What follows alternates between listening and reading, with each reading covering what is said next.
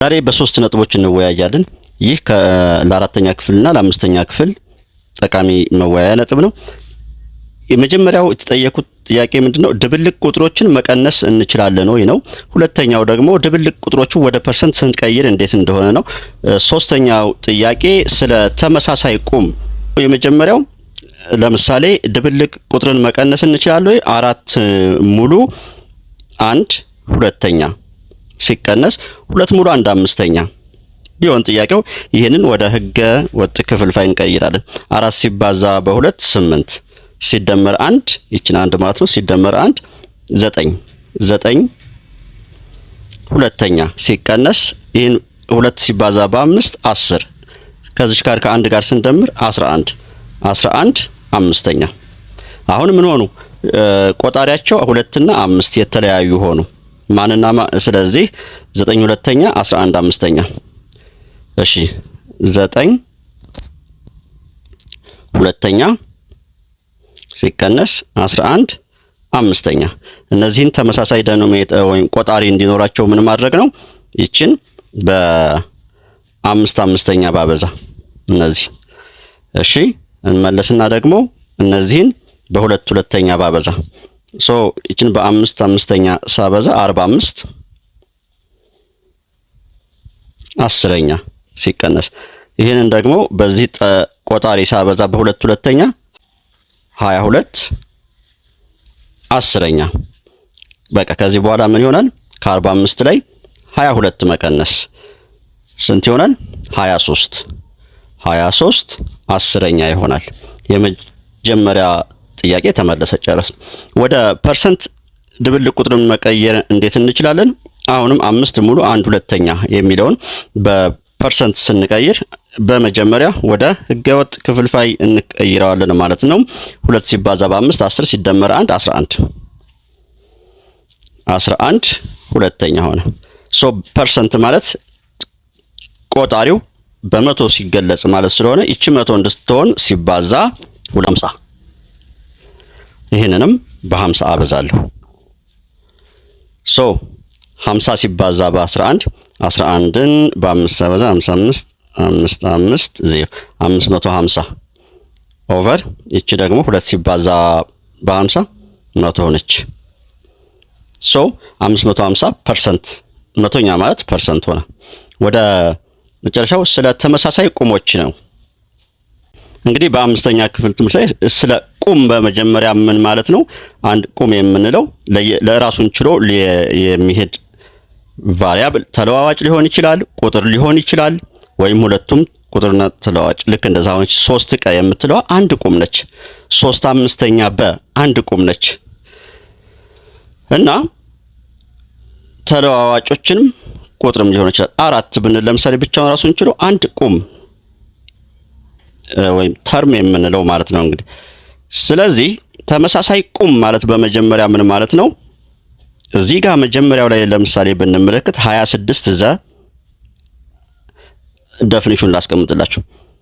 ተመሳሳይ ቁሞች ናቸው የምንላቸው ተለዋዋጮቹ ወይም ፊደሎቹ ወይም ቫሪያብሎቹ አንድ አይነት የሆነ ሀ ከሆነ የዛንኛውም ሀ መሆን አለበት። ሲቀጥል ደግሞ አርቢያቸው ለምሳሌ ሀ ርቢ 2 ከሆነ የዚህኛውም ርቢ 2 መሆን አለበት። እነዚህ ሁለት ካራክተሮችን ካሟላ ተመሳሳይ ቁም እንላቸዋለን። ከሁለት አንዱ ካጓደለ ግን ተመሳሳይ ቁም አይኖራቸውም። እንግዲህ እዚህ መጀመሪያው ሮው ላይ ብንመለከት 26 ዘ ይላል። ሌላ ዘ ያለው ስለሌለ እንደገና እዚህ 40 ጠ ይላል። ቁጥሮቹ ምን ይባላሉ? መጣኝ ይባላሉ።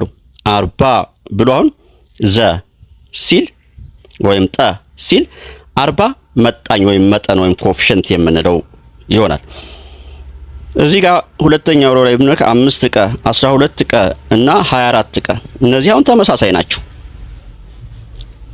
እዚህ ጋር ብንመጣ ደግሞ 5 ቀ 5 ወ በቃ ተለያዩ ማለት ነው።